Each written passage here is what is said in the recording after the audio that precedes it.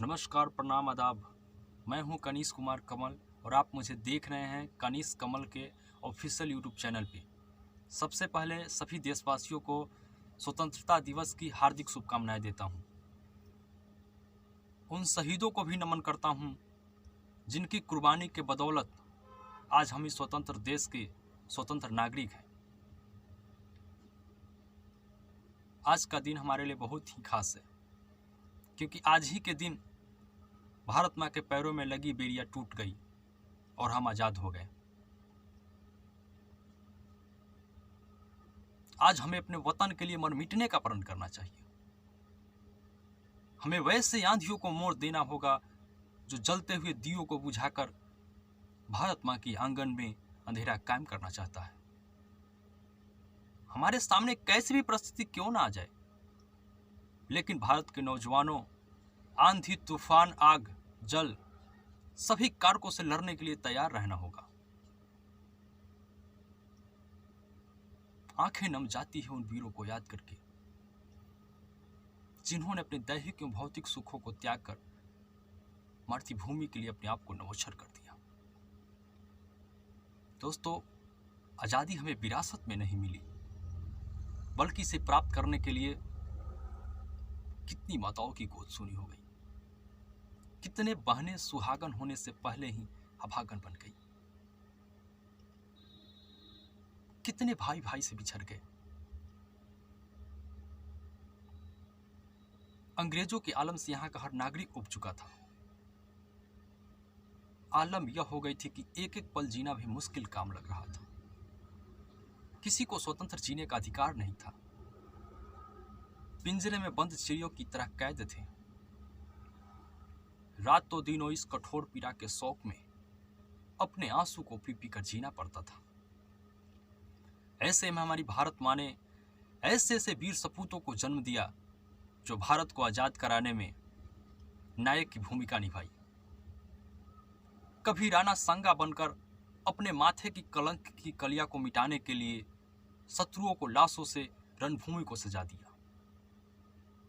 कभी हेमो के रूप में भारतीय तलवारों को तेज प्रदर्शित कर दुश्मनों को दांत खट्टे कर दिए। कभी वीरांगना झांसी की रानी बनकर अपने पवित्र बलिदान से मातृभूमि की वंदना की।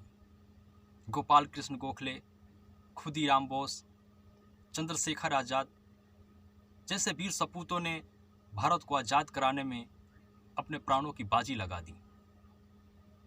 तब जाकर 15 अगस्त 1947 को हमारा तिरंगा शेष नाग की तरफ फहराने लगा और इतिहास के पन्नों में यह दिन अपना एक निशान छोड़ गया।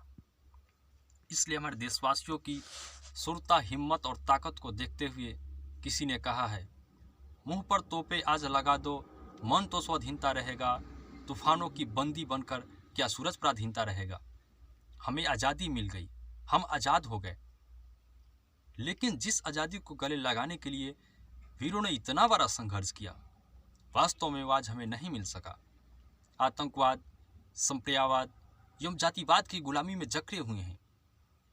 आज आए दिनों आतंकी कारनामे सुनने को मिल रहा है।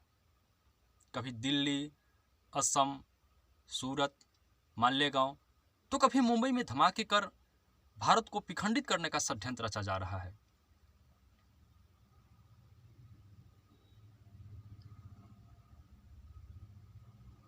मैं भारतवासियों से ये कहना चाहता हूं कि अपनी आज़ादी को बचाने के लिए खुद को कर्तव्यनिष्ठ, ईमानदार एवं सत्यवादी बनकर शहीदों के पदचिन्हों पर चलने का प्रयास करना होगा, ताकि भविष्य में कोई ऐसे संकट भारत माँ के सामने न पैदा हो जाए जिससे इस तिरंगे झंडे को झुकना पड़े।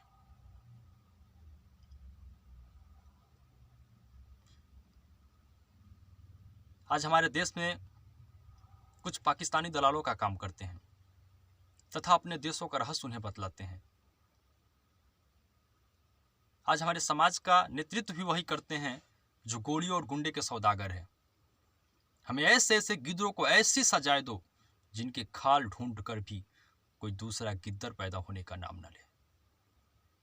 हमारी भारत माँ ने दुखों में हंसता सिखलाई है, कायरों की भांति रोना नहीं। हमारा हिंदुस्तान लाखों में एक था और रहेगा, इसमें कोई आतंकवाद नहीं रहेगा। जिस तरह एक आसमान में दो सूरज नहीं टिक सकता, उसी तरह हम जंगबाजों के सामने कोई दूसरा जंगबाज नहीं टिक सकता। अगर प्रत्येक भारतीयों में राष्ट्रीय समन्विता स्थापित हो जाए तो हम लोग हिंदुस्तान को विश्व में नंबर 1 पर लाकर कांटों पर भी फूल खिला सकते हैं, कांटों पर भी फूल खिला सकते हैं। आज हिंदुस्तानियों का वही अभिलाषा होनी चाहिए जो माखन लाल चतुर्वेदी पुष्प की अभिलाषा थी। तुम मुझे तोड़ लेना बनमाली, जिस पथ में देना तू फेंक, मातृभूमि पर शीश चढ़ावे, जिस पथ पे जावे वीर अनेक। इन्हीं पंक्तियों के माध्यम से अपनी वाणी को विराम देते हुए कहना चाहता हूँ कि मिट जाऊंगा रण में या मिटा दूंगा गद्दारों की हुकूमत, मरते दम तक भी यही कहूँगा, मरते दम तक भी यही कहूँगा। जय हिंद, जय भारत।